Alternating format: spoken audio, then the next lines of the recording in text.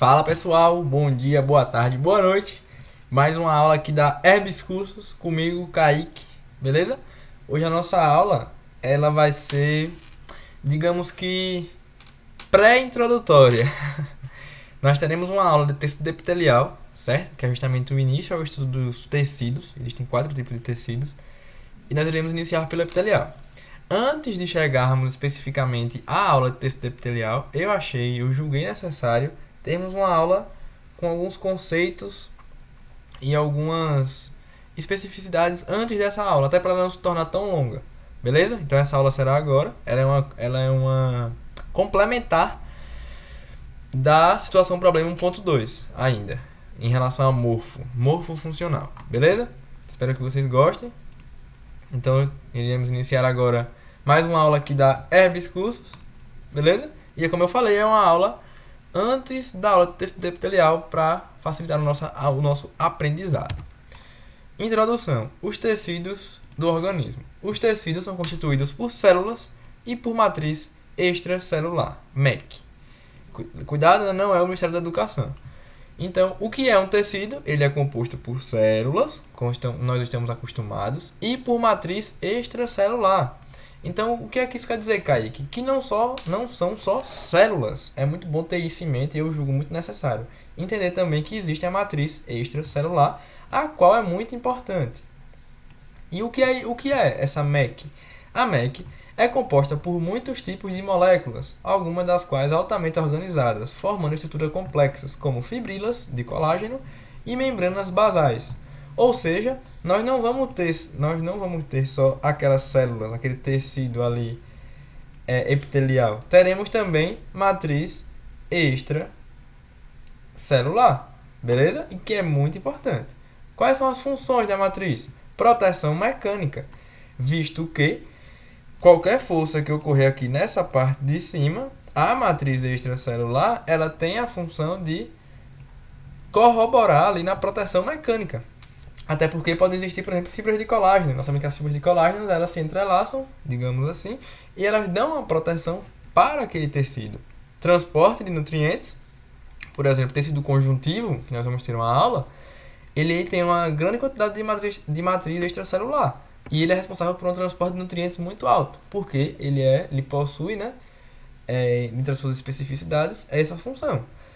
E varia seus componentes a partir da necessidade fisiológica. Ou seja, a matriz extracelular foi descoberta, por pesquisas, que ela controla os seus componentes. Percebam que interessante. Ela tem a capacidade de controlar seus componentes.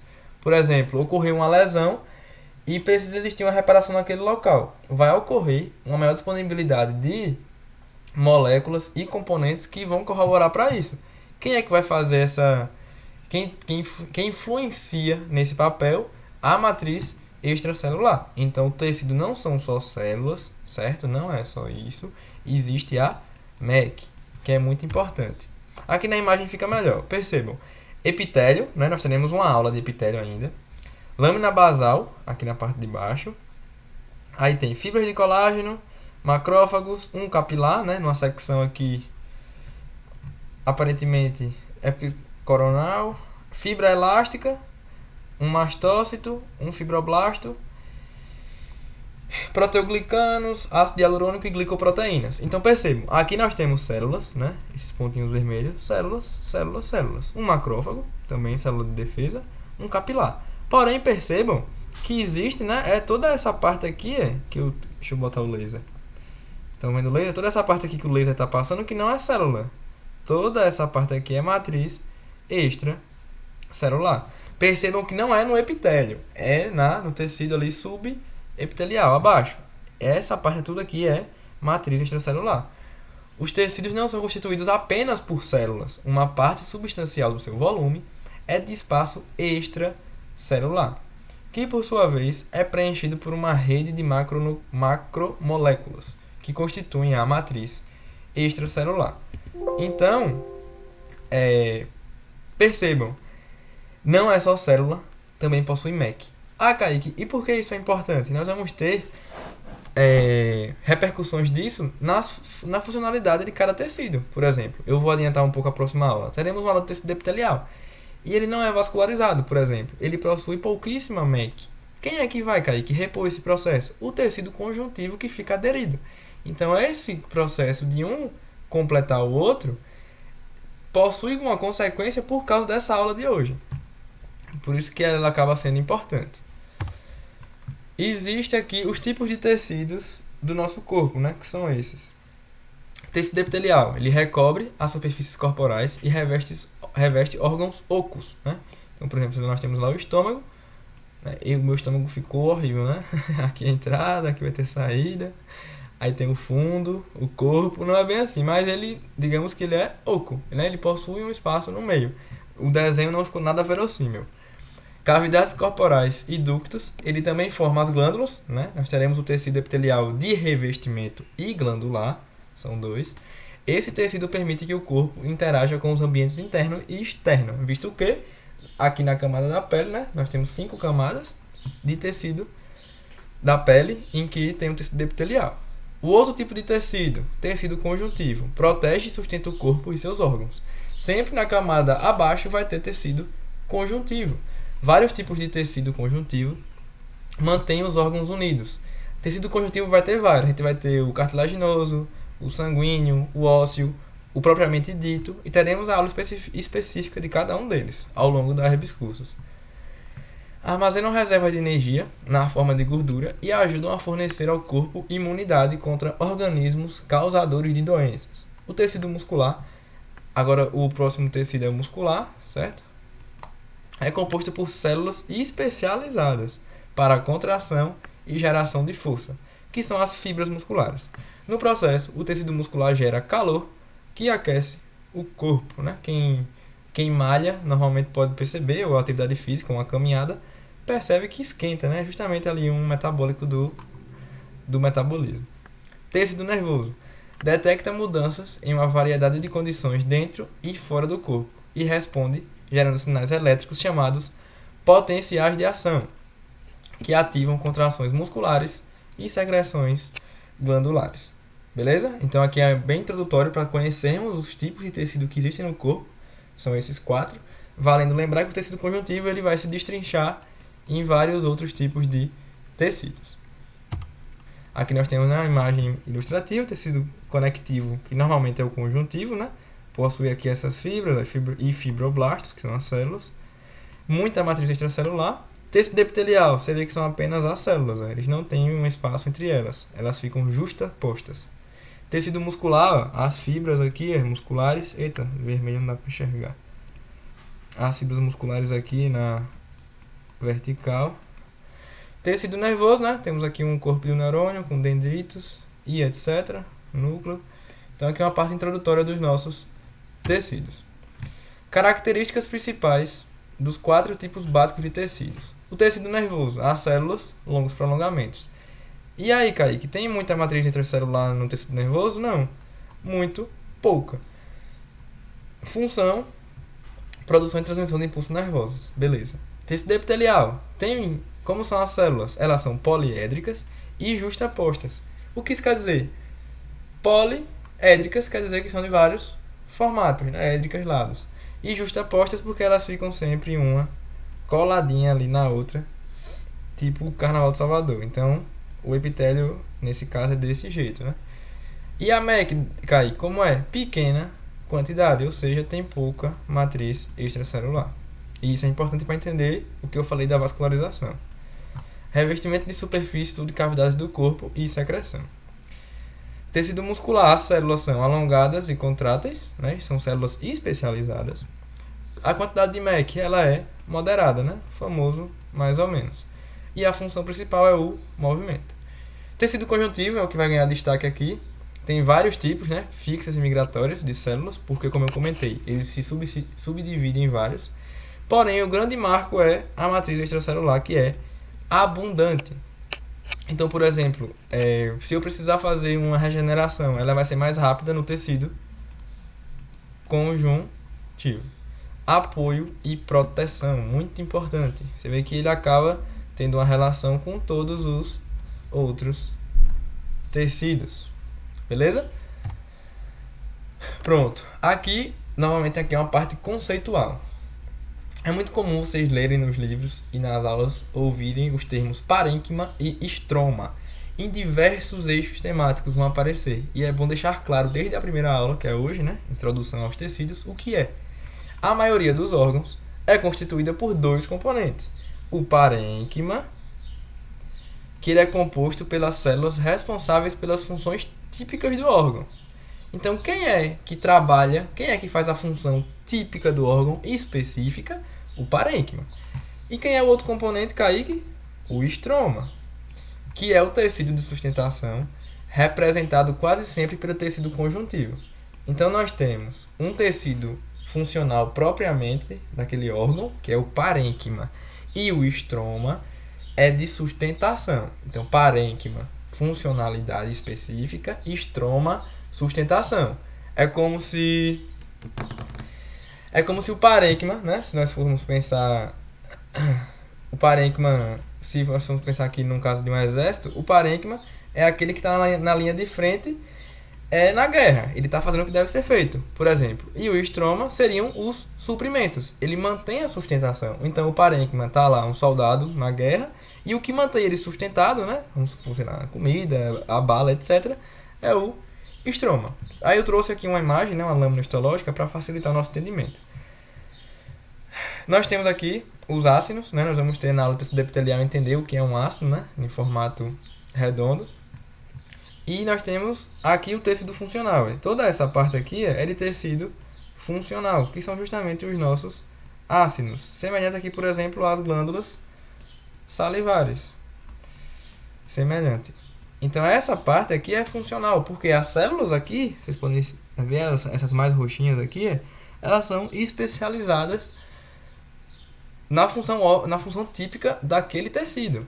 Entretanto, ao redor, percebem aqui ao redor, nós temos o que? O estroma interlobular, né? Ao redor. E na parte de dentro, cadê? Na parte de dentro, nós temos o estroma intralobular.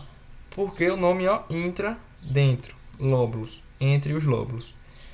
No caso dos pequenos. Interlobular, né? Uma questão, dá uma ideia de amplo. Na parte de fora, que é esse daqui, né? Entre os maiores. Beleza? Aqui justamente para nós entendermos. Tudo isso aqui é tecido conjuntivo.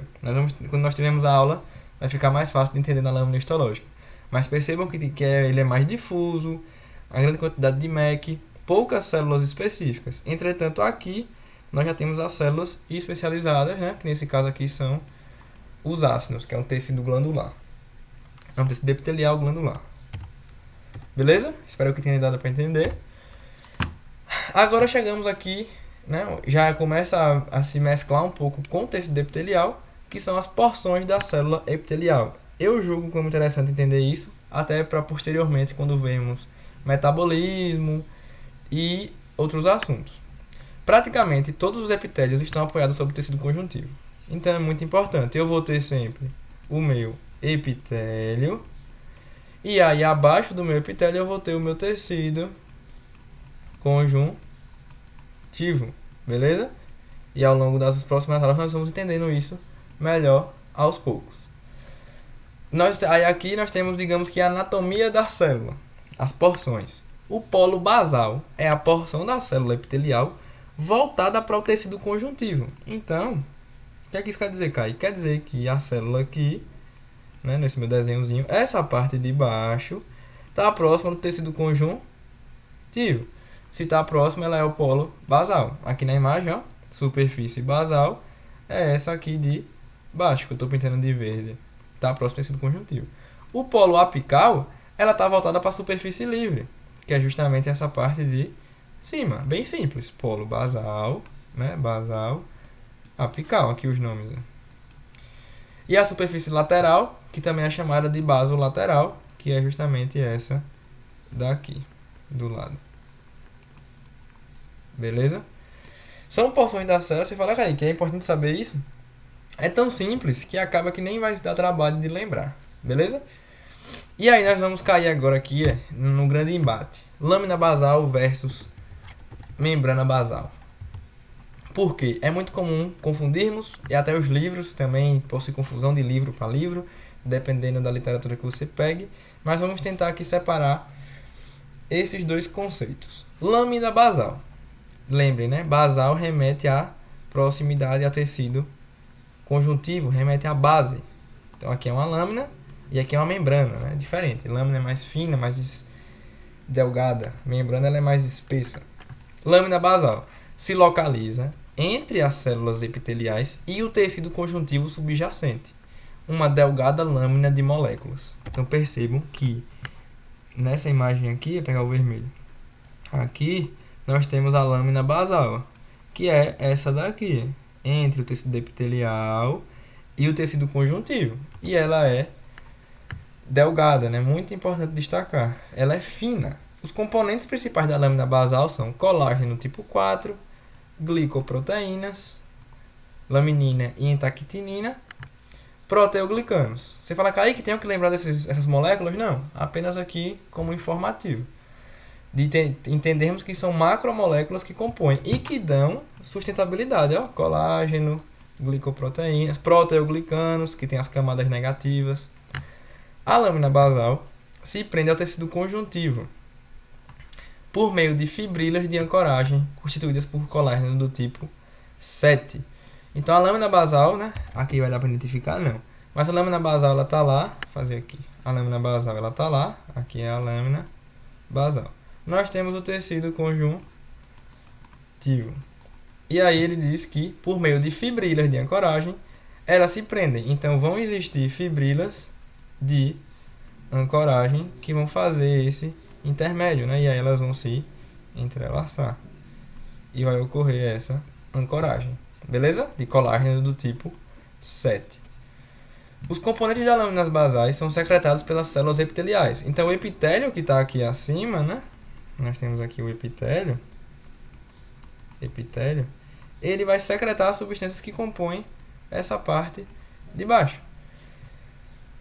Nós temos células musculares também, que vão fazer isso, adipócitos e de Schwann, lá nas células da glia do sistema nervoso. Em alguns casos, fibras reticulares, produzidas por células do tecido conjuntivo, estão intimamente associadas à lâmina basal, constituindo a lâmina reticular. Aí você fala, eu já vi esse nome na imagem. Isso mesmo, a lâmina reticular, que nós vimos aqui, ela é formada por fibras reticulares, beleza? E não por fibras de colágeno, uma diferença estrutural. E aí, de acordo com Tortora, né? Essa fonte aqui dessa imagem é o livro Tortora. A união entre lâmina basal e lâmina reticular forma a nossa queridíssima membrana basal. Então percebam a diferença. Membrana basal, ela é mais ampla, ela é a camada mais espessa que faz a divisão. Lâmina basal, ela é mais delgada e junto com a lâmina reticular forma membrana basal. Então, lâmina basal mais lâmina reticular é igual a membrana basal. Beleza? Eu tenho que juntar as duas lâminas para poder dar origem à minha membrana, né? De acordo com a fonte de Tortora. Quais são as funções da lâmina? Adesão da lâmina, certo? Só da lâmina. Filtração, até porque nessa região está próxima. Regular crescimento celular. Influir no metabolismo e servir de caminho para as células. É muito importante essa ideia do crescimento celular porque existem fatores de crescimento, certo? As células crescem a partir de estímulos. Por exemplo, fatores de crescimento, que são moléculas que influenciam nesse processo. E a lâmina basal aqui, ela tem esses fatores, certo? Os fatores de crescimento que vão agir sobre as células supralocalizadas. O nome membrana basal, né? Agora chegamos aqui na membrana. É usado para denominar uma camada situada abaixo de epitélios. Você vê que o conceito ele é bem parecido. É mais, né? Tem um espaço. É mais espessa que a lâmina basal, pois inclui algumas das proteínas que se situam no tecido conjuntivo próximo à lâmina basal. Pronto. Ele vai incluir justamente aqui as lâminas, as fibras reticulares da lâmina reticular. Por isso que fica mais espessa. Porém, né, de acordo aqui com Junqueira, certo? Junqueira Histologia, nem todos os estudiosos concordam com a expressão membrana basal e lâmina basal. Às vezes usam como se fosse a mesma coisa. Porém, eu julguei interessante sabermos a diferença. certo? Lâmina basal é essa daqui. E membrana basal é a união dessas duas. Entretanto, a localização é idêntica. Beleza? Aqui nós temos a lâmina basal, até porque aqui célula epitelial, tecido conjuntivo está embaixo. Então nós temos aqui na imagem A, fibrilhas de ancoragem, né? São essas setas aqui, as fibras de ancoragem que eu falei, né? Que fazem aquela ligação. São as fibrilhas de ancoragem. Olha elas aqui. De ancoragem, de ancoragem, de ancoragem.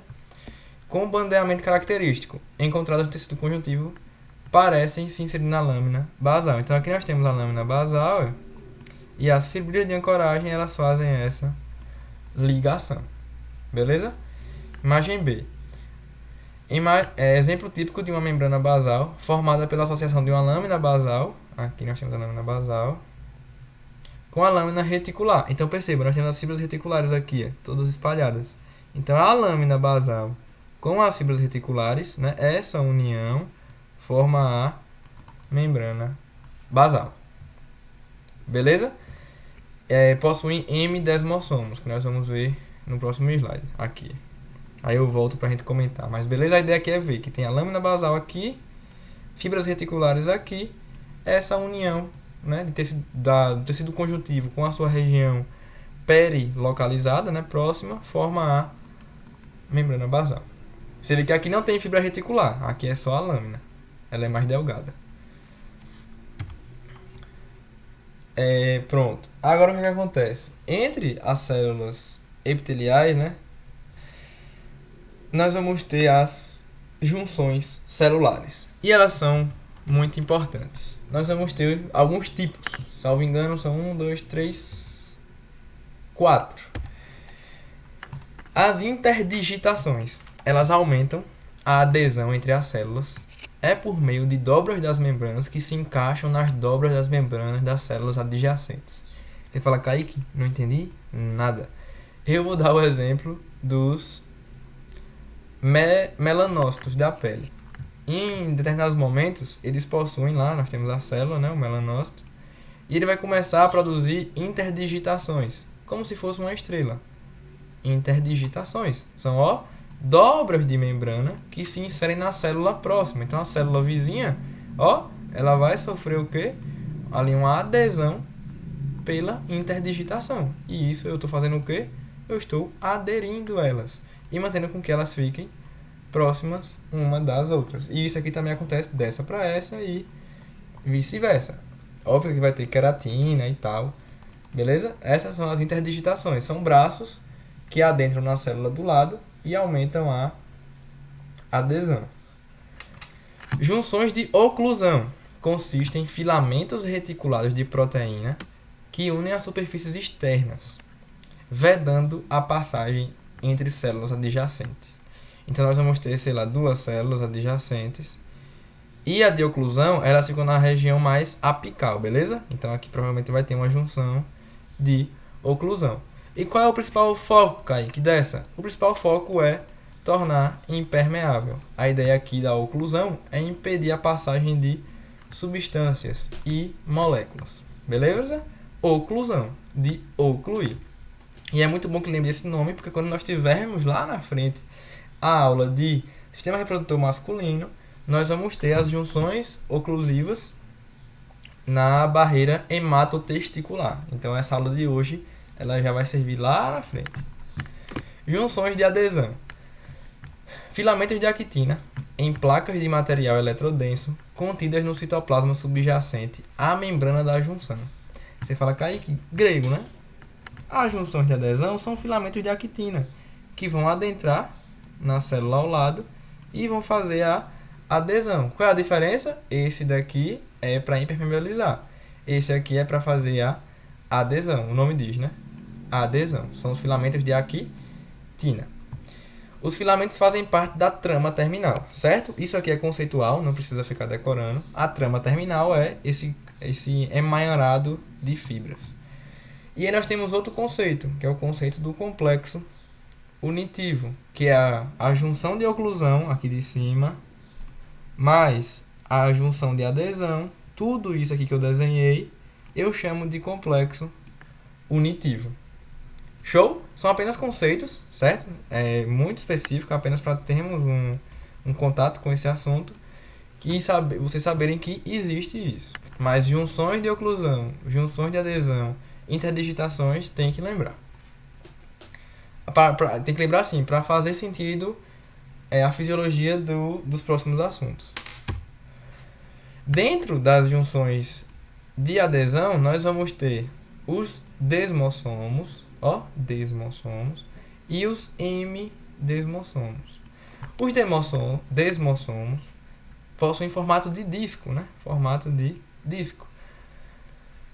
No lado interno tem a placa de ancoragem, aqui vai ter uma placa de ancoragem na parte interna, que são as chamadas caderinas. Então, caderinas são proteínas, elas são assim, elas parecem cadeiras, né? O meu desenho não ficou verossímil, mas elas são semelhantes a cadeiras. E elas vão se aderir aos... Deixa eu fazer o desenho aqui embaixo. Aqui nós temos um desmossomo, beleza? Com as caderinas. Tentar fazer o desenho parecido. Com as caderinas. E ela vai se aderir a outra célula na parte de dentro, né? Tem que ser maior. Na parte de dentro, junto ao citoesqueleto da outra célula, beleza? Então aqui vai ter a outra célula e ela vai se aderir ao seu citoesqueleto de queratina. Na aula que nós tivemos nosso contato presencial, eu tentarei deixar isso mais claro pessoalmente com vocês, beleza? Porém, tenham em mente que os desmossomos possuem essas proteínas chamadas caderinas que vão interagir com outras células, ela interage com célula, utilizando o citoesqueleto da outra célula que é de queratina. Aí como isso acontece, Kaique? Desse jeito, ela vai emitir a sua caderina, que vai se ligar aqui, né, com a placa de ancoragem, o que é a placa de ancoragem? Composta pelas caderinas. E aí vai fazer essa adesão célula a célula. Nós vimos aqui o desmossoma. Ele é justamente em formato de disco. Aqui, aí ele emite as suas caderinas. E nisso ele se adere à célula do outro lado. Os desmossomos, eles não formam zônulas. Beleza? Isso aqui é uma informação apenas porque quando você for olhar no livro, né, dependendo do livro que você pegar, junções de oclusão, eles também chamam de zônulas. Porque o que é uma zônula? Zônula é quando ele faz esse formato aqui, só que de fibra. Por exemplo, entre uma célula e outra, se for uma junção de oclusão, ela forma, tipo assim, ela forma um cordão. Ela faz essa voltinha. O desmossomo não. O desmossomo, ele é um botão aqui, que emite fibra, e se liga do outro lado. Percebe que é diferente? Então eles não formam zônulas. Essa daqui de oclusão faz, porém o desmossomo não. Por quê? Porque ele tem formato de botão. Essa é apenas uma curiosidade. Hemidesmossomo. Hemi significa metade, né? Não significa, mas remete a metade. Então é metade de um desmossomo. Podem ser encontrados na região de contato entre alguns tipos de células epiteliais e sua lâmina basal. Não são caderinas, são integrinas. Então a proteína é diferente. E o hemidesmossomo, ele é só metade de um desmossomo e ele não se liga a outra célula, beleza? Ele se liga à lâmina basal. Ele vai emitir as integrinas e vai se ligar à lâmina basal. Então percebam, eles existem em locais diferentes da célula. Vou voltar. Eu vou encontrar, normalmente, zonas de oclusão nessa parte aqui, as de adesão ao longo da célula, os desmossomos aqui, geralmente, e nessa parte aqui que está junto à lâmina basal, eu vou encontrar quem, Kaique? Os hemidesmossomos. Por quê? Vejam que o hemidesmossomo se liga à lâmina basal. O desmossomo não, se liga célula a célula. Beleza? Junções comunicantes, junções do tipo gap. Elas fazem o intercâmbio de moléculas. Proteínas funcionais são as conexinas, né? Elas se juntam e formam o connexon, que é a estrutura funcional. Beleza? Como é que acontece isso, Kaique? Nós vamos ter lá duas células, uma do lado da outra. Nós vamos ter tipo uma ponte, como se fosse um corredor ecológico. E aí, a substância que está aqui, ela pode, passar para outra célula por meio da conexina. E aí ele vai ter ação sobre essa, sobre a próxima, sobre a próxima. Beleza? Aqui, superfície apical. Perceba que a zônula de oclusão. Lembram que desmossomo não forma zônula? Porque eu expliquei. Você vê que aqui eu formo tipo um cinturão, né? Um cinturão. Zônula de oclusão, mais apical. Zônula de adesão, com as cadeirinas. Vários desmossomos, em formato de disco entre as células, né? Superfície basolateral. E na parte de baixo eu vou ter quem, Kaique? Os M-desmossomos, porque eles se ligam à lâmina basal adjacente.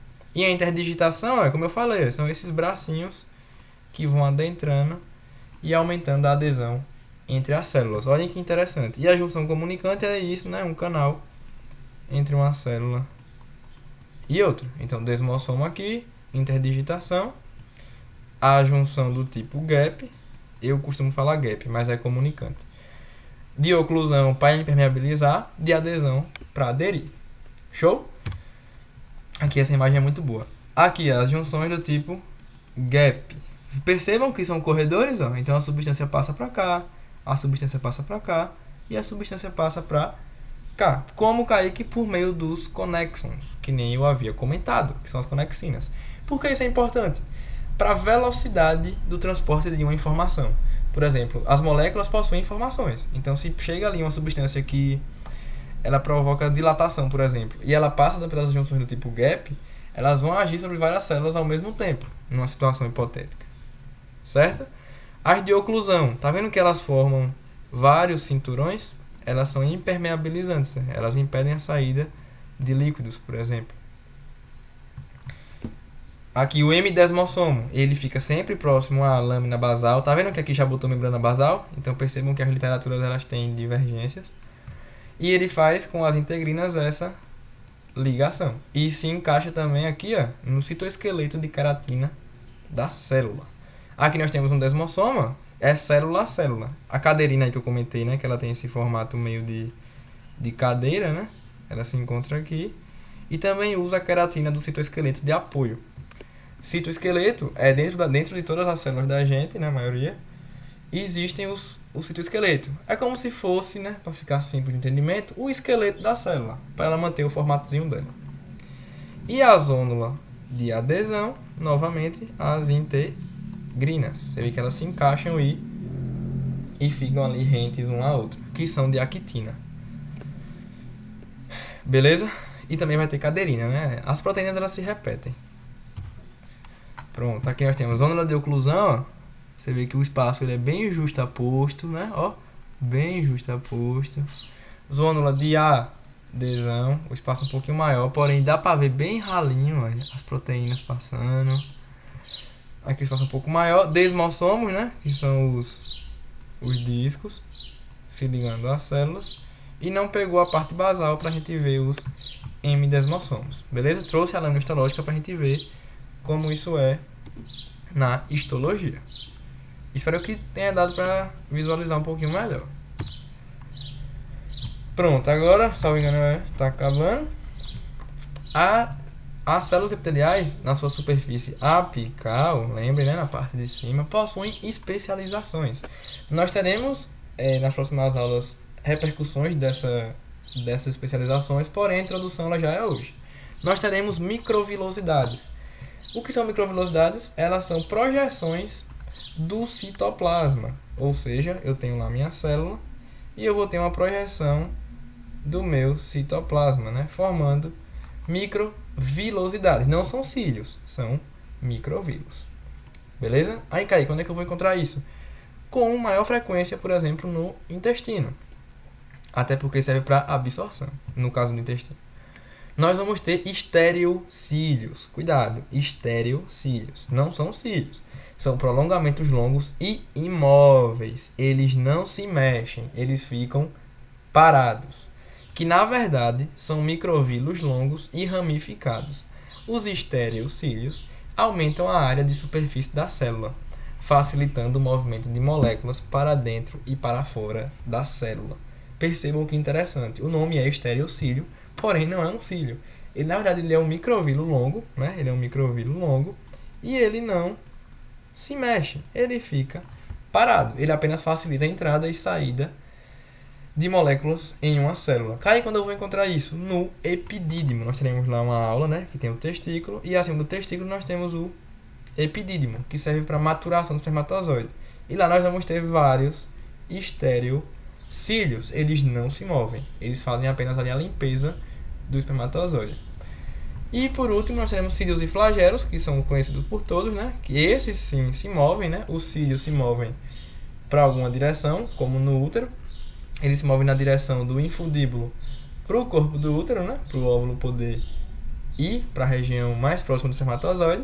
E o flagelo, nós temos o caso do espermatozoide, né? O exemplo mais conhecido, em que ele se movimenta em movimento espiralado. Se movimenta em movimento é complicado, né? Em que ele se locomove em movimento espiralado, né? O espermatozoide ele se movimenta assim. Ele vai todo